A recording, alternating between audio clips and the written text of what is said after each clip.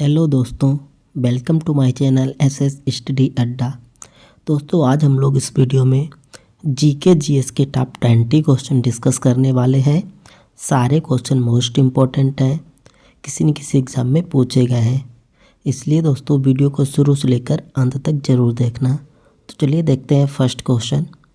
पहला सवाल है, जैन धर्म में पूर्ण ज्ञान को क्या कहा गया है? तो दोस्तों, जैन धर्म में पूर्ण ज्ञान को कैवल्य कहा गया है। ऑप्शन सी राइट आंसर हो जाएगा। इसके बाद अगर आपसे पूछा जाए कि जैन धर्म के संस्थापक कौन है, तो आपका आंसर होगा ऋषभदेव। अगर आपसे पूछ लिया जाए ऋषभदेव का प्रतीक चिन्ह क्या है, तो दोस्तों आपका आंसर होगा सांड या बैल। ऋषभदेव का प्रतीक चिन्ह क्या है? सांड या बैल। चलिए अगला सवाल देखते हैं। आपका अगला सवाल है, मनुष्य का वैज्ञानिक नाम क्या है? तो दोस्तों, मनुष्य का वैज्ञानिक नाम क्या है? तो आपका आंसर हो जाएगा ऑप्शन सी होमो सेपियंस।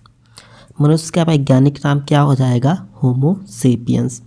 इसके बाद में अगर आपसे पूछ लिया जाए मेंढक का वैज्ञानिक नाम क्या है? दोस्तों, काफ़ी बार एग्जाम में पूछा गया सवाल है कि मेंढक का वैज्ञानिक नाम क्या है, तो आंसर होगा राना टिग्रीना। इसके बाद अगर आपसे पूछा जाए कि मटर का वैज्ञानिक नाम क्या है, तो आपका आंसर होगा पायसम सेटाइवम। काफ़ी बार क्वेश्चन पूछा गया एग्जाम में। अगर आपसे पूछ लिया जाए हाथी का वैज्ञानिक नाम क्या है, तो आपका आंसर होगा एलिफास मैक्सिमस। चलिए अगला सवाल देखते हैं। आपका अगला सवाल है, बेसबॉल में प्रत्येक पक्ष में कितने खिलाड़ी होते हैं? तो दोस्तों, बेसबॉल के प्रत्येक पक्ष में कितने खिलाड़ी होते हैं? तो आपका आंसर होगा 9। ऑप्शन ए राइट आंसर हो जाएगा। इसके बाद अगर पूछा जाए कि फुटबॉल में कितने खिलाड़ी होते हैं, तो आपका आंसर होगा 11। तो दोस्तों, फुटबॉल की प्रत्येक टीम में 11 खिलाड़ी होते हैं।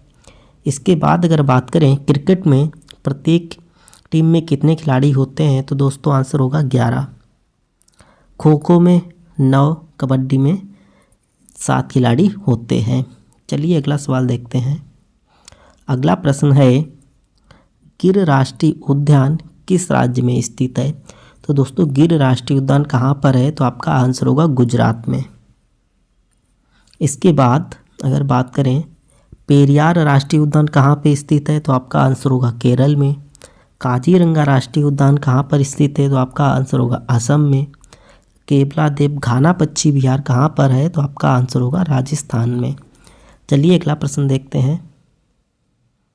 आपका अगला सवाल है, निमोनिया से प्रभावित होने वाला अंग कौन सा है? तो दोस्तों, इनमें से कौन सा अंग निमोनिया से प्रभावित होता है? दोस्तों, आपका राइट आंसर हो जाएगा ऑप्शन बी फेफड़ा। निमोनिया से कौन सा अंग प्रभावित होता है, तो आपका आंसर होगा फेफड़ा। इसके बाद में अगर आपसे पूछा जाए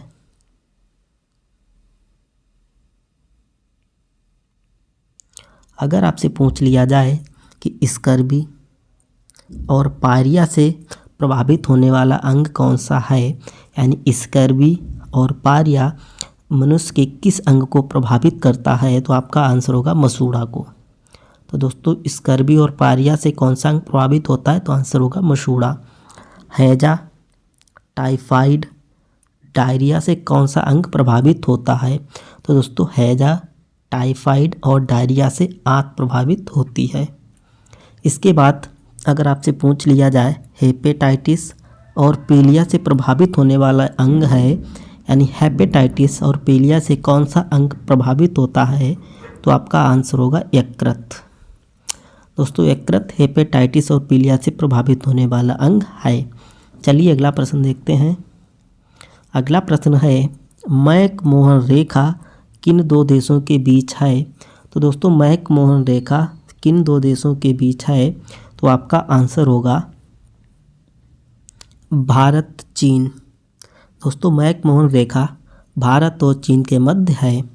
इसके बाद अगर आपसे पूछ लिया जाए कि रेडक्लिफ रेखा किन दो देशों के बीच है? तो आपका आंसर होगा भारत पाकिस्तान। 24वीं अक्षांश रेखा किन दो देशों के बीच है? तो भी आपका आंसर होगा भारत और पाकिस्तान।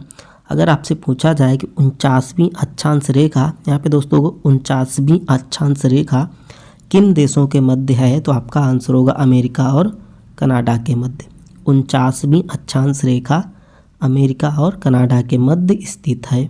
चलिए अगला प्रश्न देखते हैं। आपका अगला सवाल है, वायुमंडलीय दाब मापने के लिए किस यंत्र का प्रयोग किया जाता है?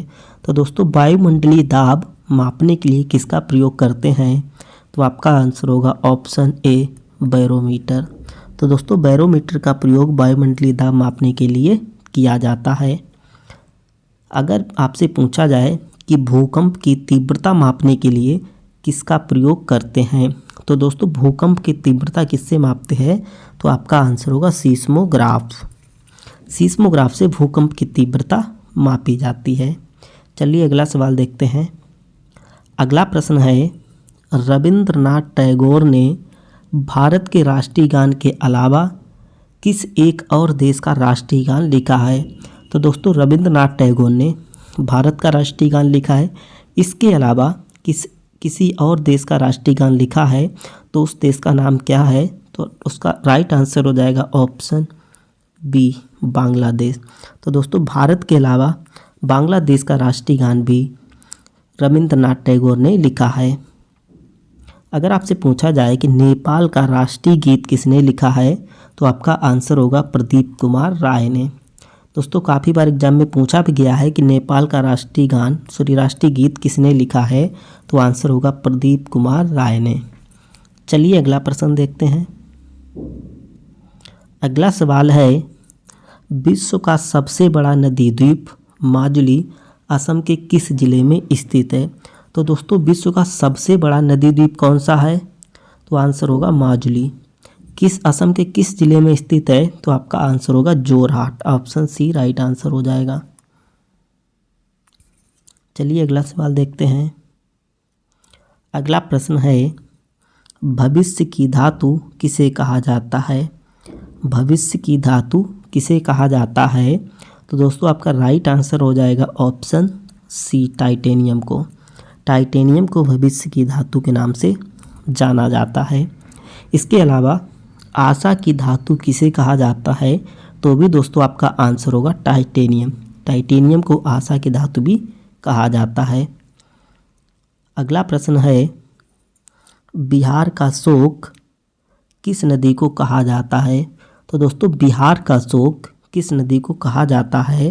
तो आपका राइट आंसर हो जाएगा ऑप्शन ए, कोसी नदी। दोस्तों कोसी नदी को बिहार का शोक कहा जाता है। अगर बात करें बंगाल का शोक किस नदी को कहा जाता है? तो आपका आंसर होगा हुगली नदी को। उड़ीसा का शोक किस नदी को कहा जाता है? तो आपका आंसर होगा महानदी को। दोस्तों महानदी को उड़ीसा का शोक, हुगली नदी को बंगाल का शोक, कोसी नदी को बिहार का शोक कहा जाता है। चलिए अगला प्रश्न देखते हैं। अगला प्रश्न है, भारतीय राष्ट्रीय कांग्रेस के संस्थापक कौन हैं? तो दोस्तों भारतीय राष्ट्रीय कांग्रेस के संस्थापक कौन हैं? तो आपका आंसर होगा ऑप्शन सी, ए.ओ. होम। इसके बाद अगर पूछ लिया जाए कि भारतीय राष्ट्रीय कांग्रेस के प्रथम अध्यक्ष कौन हैं? तो आपका आंसर होगा W.C. बनर्जी, यानी व्योमेश चंद्र बनर्जी। तो दोस्तों ये क्वेश्चन काफ़ी बार एग्जाम में पूछा भी गया है कि भारतीय राष्ट्रीय कांग्रेस के प्रथम अध्यक्ष कौन थे? तो आंसर होगा W.C. बनर्जी, यानी कि व्योमेश चंद्र बनर्जी।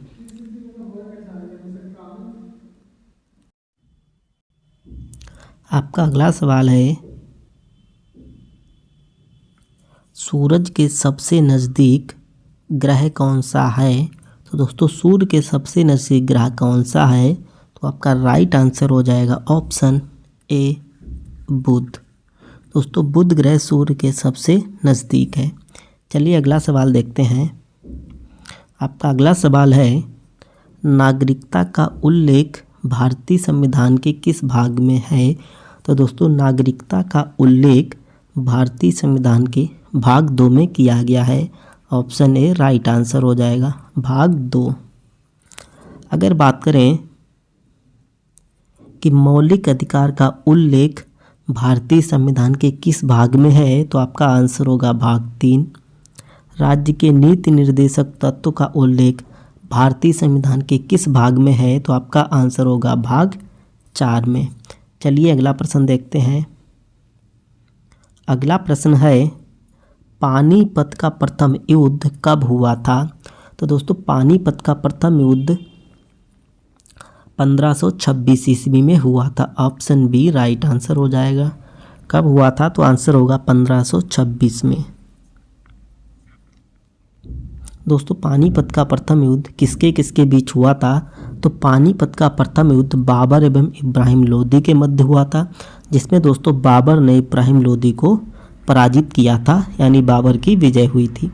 अब इसके बाद अगर आपसे पूछा जाए कि पानीपत का द्वितीय युद्ध कब हुआ था, तो आंसर होगा 1556 में।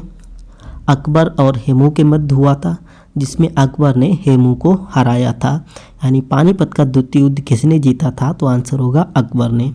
अगर आपसे पूछा जाए कि पानीपत का तृतीय युद्ध कब हुआ था, तो आपका आंसर होगा 1761 में।